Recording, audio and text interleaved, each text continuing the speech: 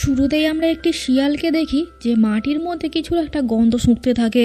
গন্ধ শুঁকে শিয়ালটি মাটি থেকে একটি মাছের কাঁটা খুঁজে পায়। মাছের কাঁটাটি থেকে অনেক পচা গন্ধ আসছিল, তাই শিয়ালটি সেটাকে ফেলে দেয়। আর এরপর শিয়ালটি ওই মাছের গন্ধকে অনুসরণ করতে থাকে। ফলো করতে করতে শিয়ালটি একটি কাঁটা দিয়ে ঘেরা পাহাড়ের কাছে আসে। সেখানে শিয়ালটি কাঁটা বিদ্ধ একটি মাছকে দেখে। এটা দেখে শিয়ালটির লোভ হয়, কিন্তু সেইখানে দুইটি রাক্ষস ছিল, আর ওই রাক্ষসগুলি মাছ ধরে ধরে মাছের পাহাড় বানিয়ে ফেলেছিল।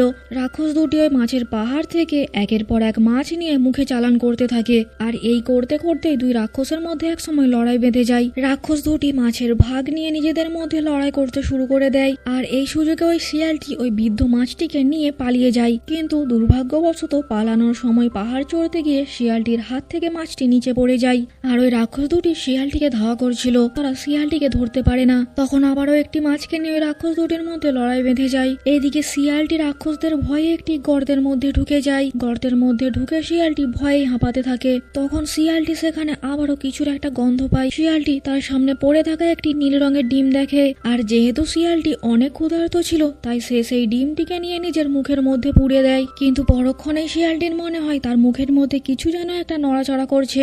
শিয়ালটি ডিমটিকে মুখ থেকে বাইরে ফেলে দেয়। ডিমটি ভেঙে যায়, আর সেখান থেকে একটা নীল রঙের ছোট্ট পাখি বেরিয়ে আসে। এই ডিমটিকেও না খেতে পাওয়ার জন্য শিয়ালটি হতাশ হয়ে গর্ত থেকে বেরিয়ে চলে যায়। গর্ত থেকে বেরিয়ে চলে যাওয়ার সময় শিয়ালটি গর্তের মধ্য থেকে ওই পাখিটির ডাক শোনে। পাখিটির ডাক শুনে মনে হচ্ছিল পাখিটি যেন শিয়ালটিকেই ডাকছে তাকে গর্ত থেকে উদ্ধার করার জন্য। শিয়ালটি পাখিটিকে উদ্ধার করার জন্য আবার গর্তের মধ্যে চলে যায়, আর গর্ত থেকে ওই ছোট্ট পাখিটিকে উদ্ধার করে। শিয়ালটি দেখে পাখিটি তাকে ফলো করে তার পেছন পেছন আসছে। পাখিটি নালাটি পার হতে পারছিল না, তখন শিয়ালটি পাখিটিকে নালাটা পার করিয়ে দেয়। শিয়ালটি পাখিটিকে ওড়ানো শেখাতে থাকে। শিয়াল তার হাত দুটিকে পাখির ডানার মতো করে মেলে পাখিটিকে ওড়ানো শেখাচ্ছিল। শিয়ালকে দেখে পাখিটি তার মজা নিতে থাকে। তখন পাখিটি একটি প্রজাপতিকে উড়তে দেখে। প্রজাপতিটিকে উড়তে দেখে পাখিও ওড়ার চেষ্টা করে। তখনই পাখিটি একটু একটু করে উড়তে শেখে। পাখিটিকে উড়তে দেখে শিয়ালটি অনেক খুশি হয়। এরপর থেকে শিয়াল পাখিটিকে নিজের বন্ধুর মতো ট্রিট করতে থাকে।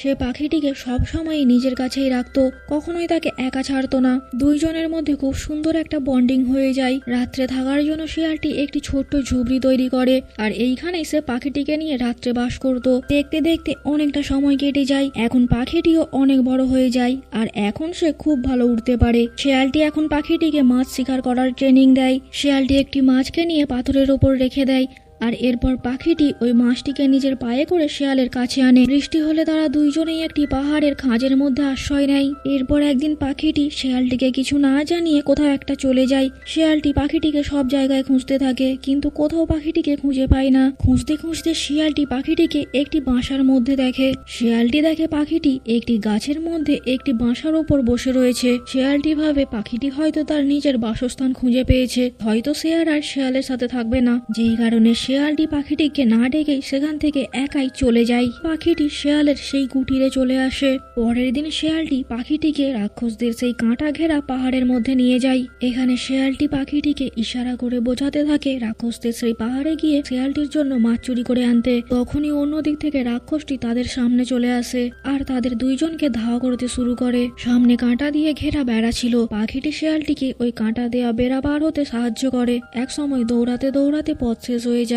তাদের সামনে ঝর্ণা চলে আসে। তখন পাখিটি শিয়ালটিকে নিচে লাফানোর জন্য বলে, কিন্তু শিয়ালটি ভয়ে নিচে লাফাতে চায় না। কিন্তু পেছনে তখন রাক্ষসদের ভয়ানক আর্তনাদ শুনে শিয়ালটি অবশেষে সেখান থেকে ঝাঁপ দিতে রাজি হয়। পাখিটি শিয়ালটিকে নিচের দিকে নামতে সাহায্য করে। শিয়ালটি পাখির পা দুটিকে ধরে নিচের দিকে নামে, কিন্তু পাখিটির ওজন শিয়ালের থেকে অনেক কম হওয়ায় শিয়াল ভাবে হয়তো সে পাখির পা ধরে নিচের দিকে নামলে পাখিটির কোনো ক্ষতি হবে, যেই কারণে শিয়াল পাখিটির পা দুটোকে ছেড়ে দেয়। শিয়ালটি নিচের দিকে পড়ে যেতে থাকে। তখনই অন্য একটি বড় পাখি এসে শিয়ালটিকে বাঁচিয়ে নেয়, আর ওই বড় সারস পাখিটি শিয়ালটিকে একটি মাছও এনে দেয়। কারণ যেই ছোট্ট পাখিটিকে শিয়ালটি বাঁচিয়েছিল এটি ছিল তারই মা।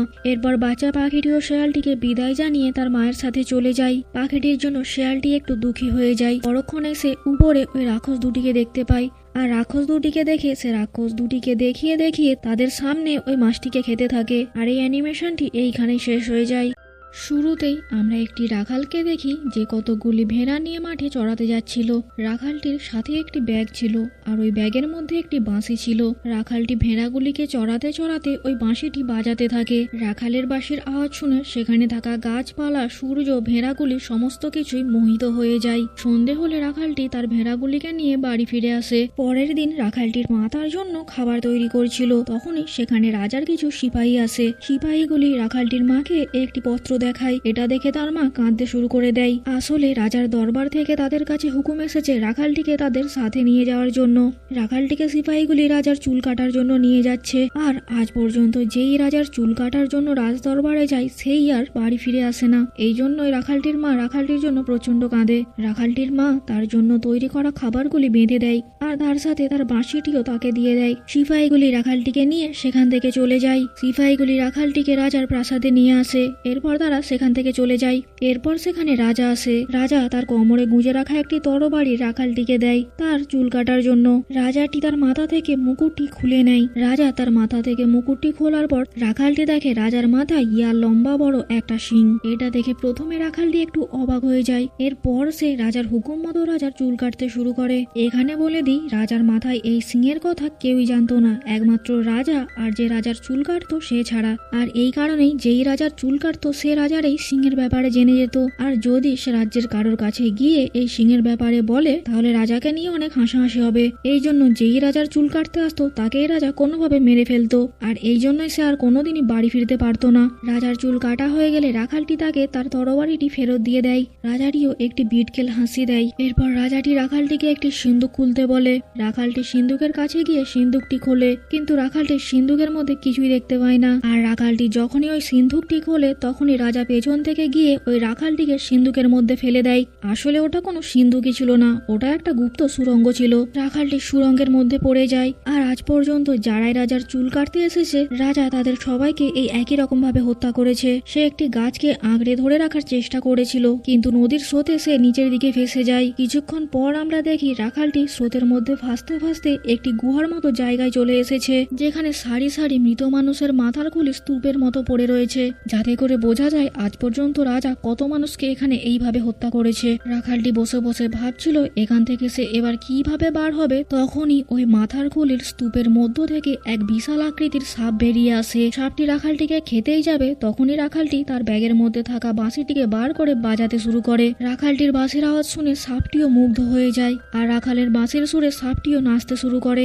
অর্থাৎ রাখালটি সাপটিকে নিজের বশে করে নেয়। রাখালটি সাপটিকে তার মায়ের দেওয়া একটি রুটি খেতে দেয়। রাখালটি সাপটিকে অনুরোধ করে তাকে ওপরে পৌঁছে দেওয়ার জন্য। সাপটি রাজি হয়ে যায়। সাপটি রাখালটিকে তার মাথায় করে নিয়ে ওপরে পৌঁছে দিতে থাকে, কিন্তু সুড়ঙ্গটি অনেক গভীর হয় রাখালটি সেখানে পৌঁছাতে পারছিল না। তখন রাখালটি সাপটিকে আর একটু লম্বা হওয়ার জন্য বলে। তখন সাপটি লাফিয়ে রাখালটিকে ওপরে পৌঁছে দেয়। রাখালটি পাহাড়ের একটি গুহা থেকে বার হয়ে জঙ্গলের মধ্যে চলে যায়। কিছুক্ষণ পর সন্ধে হয়ে আসে। তখন জঙ্গলের মধ্যে থাকা একটি নেগড়ে বাঘ রাখালটিকে তাড়া করে। রাখালটি ভয়ে একটি গাছের ওপর উঠে যায়। নেগড়েটি নিচে থেকে রাখালকে আক্রমণ করার চেষ্টা করে। রাখালটি গাছের ওপর বসে বসে আবারও বাঁশি বাজাতে শুরু করে। আর তার বাঁশির আওয়াজ শুনে নেগড়ে বাঘটিও মুগ্ধ হয়ে যায়। সে রাখালের বাঁশির সুরে সুরে নাচতে থাকে আর নাচতে নাচতে গাছে ধাক্কা মারে। নেগড়ের আঘাতে গাছটি প্রচন্ড জোরে দুলে উঠে, যেই কারণে রাখালটি গাছ থেকে নেগড়ের ওপর পড়ে যায়। মানে রাখালটি বাঁশি বাজিয়ে নেগড়েটিকেও নিজের বশে করে নেয়। রাখালটি নেগড়েটিকেও তার মায়ের বানানো রুটি খেতে দেয়। নেগড়েটি রাখালটিকে তার পিঠে বসিয়ে তাকে জঙ্গল পার করিয়ে দেয়। জঙ্গলের শেষ প্রান্তে রাখালটি এক জলাশয়ের মাঝখানে একটি ছোট্ট কুঁড়ে ঘর দেখে।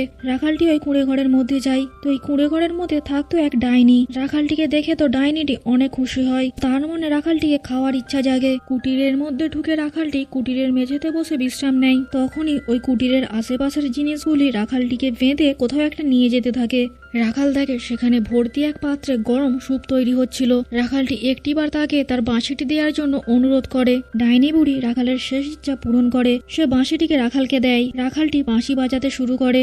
আর প্রত্যেকবারের মতো এইবারেও তার বাঁশির সুর শুনে সবাই মুগ্ধ হয়ে যায়। সেখানে থাকা ডাইনি বুড়ি এমনকি তার ঘরের বাকি জিনিসপত্রগুলো বাঁশির সুরে নাচতে থাকে। আর প্রত্যেকবারের মতো এইবারেও রাখাল বাঁশি বাজিয়ে সবাইকে নিজের বশে করে নেয়। আর এইভাবে নাচতে নাচতে ডাইনি বুড়ির শরীর থেকে তার আলখাল্লাটি খুলে যায়। আর আলখাল্লাটি খুলে যাওয়ার ফলে ডাইনি বুড়িটি নিজের ডাইনির রূপে চলে আসে। এটা দেখে রাখালটি ভয় পেয়ে যায় আর সেখান থেকে ভয়ে ভয়ে পালাতে থাকে। রাখালটি ডাইনিটিকেও তার মায়ের দেয়া রুটি খাওয়ায়। এরপর ডাইনি বুড়ি উপহার হিসেবে রাখালকে তার ওই আলখাল্লাটি দিয়ে দেয়। রাখাল ওই আলখাল্লাটি পরে আর ওই আলখাল্লাটি পরার পর রাখালটি একদমই ছোট্ট বালকে রূপান্তরিত হয়ে যায়। রাখাল আলখাল্লাটি খুলে ফেলে, তাতে সে আবার আগের রূপে চলে আসে। তখন ডাইনি বুড়ি আলখাল্লাটিকে আবার উল্টো করে রাখালকে পরিয়ে দেয়। এতে করে রাখালটি আবার বৃদ্ধ হয়ে যায়। তখন রাখালটি মনে মনে একটি ফন্দি আঁটে। রাখালটি বৃদ্ধের ওই উপহার মানে আলখাল্লাটি নিয়ে সেখান থেকে চলে যায়। রাখালটি ডাইনি বুড়ির কাছ থেকে সোজা রাজার রাজপ্রাসাদে আসে। আর যখন রাখালটি রাজপ্রাসাদে প্রবেশ করে তখন রাখালটি ওই আলখাল্লাটি পড়েছিল,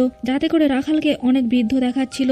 রাখাল রাজপ্রাসাদের পাহারাদারদের জানায় যে সে একজন নাপিত। এতে করে পাহারাদাররা তাকে ধরে রাজার প্রাসাদে নিয়ে আসে। আর আগের বারের মতোই রাজা তার কোমরে গোজা ছুরিটিকে নিয়ে রাখালটিকে দেয়। রাখালটি আগের বারের মতোই রাজার চুল কেটে দেয়। রাজা রাখালটিকে সিন্দুকটি দেখিয়ে তাকে সিন্দুকটি খুলতে বলে। আগের বারের মতোই রাখালটি সিন্দুকটি খোলে। আর এইবারে সিন্দুকটি খুলে রাখালটি ভয় পেয়ে যায়। রাখালকে ভয় পেতে দেখে রাজা অবাক হয়ে যায়। তখন সে নিজেই সিন্দুকের মধ্যে গিয়ে দেখে কি হয়েছে। আর এই সময় রাখালটি পেছন থেকে রাজাকে ওই সিন্দুকের মধ্যে ঠেলে দেয়, কিন্তু রাজা রাখালের দাঁড়ি ধরে ফেলে। তখন রাখাল পড়ে থাকা আলখাল্লাটি খুলে ফেলে আর এরপর সে আবার নিজের রূপে ফিরে আসে। তখন রাজাটি ওই সিন্দুকের মধ্যে পড়ে যায় আর রাজারও একই অবস্থা হয় যেটা রাখালের হয়েছিল। এদিকে রাজার চেঁচানির আওয়াজ শুনে সেখানে সিপাহীরা চলে আসে। তখন রাখাল কোনো রকমে সেখান থেকে লুকিয়ে পালিয়ে যায়। সিপাহীরা সেখানে সিন্দুক ছাড়া আর কিছুই দেখতে পায় না। এদিকে রাখালটি আবার আলখাল্লাটিকে উল্টো করে পড়ে ছোট বাচ্চা হয়ে যায়। আর এরপর সে রাজপ্রাসাদ থেকে বেরিয়ে আসে। পাশে একটি ঝোপের মধ্যে আলখাল্লাটি খুলে রাখালটি আবার নিজের রূপে ফিরে আসে।